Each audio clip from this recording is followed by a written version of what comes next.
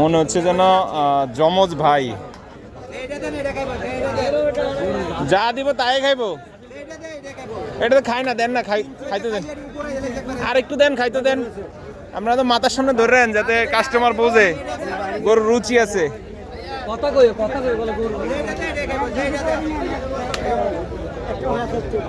তারা কি জমজ বাইনি? এটি জমজ বাইনি কোনো দোনোটা একরকম?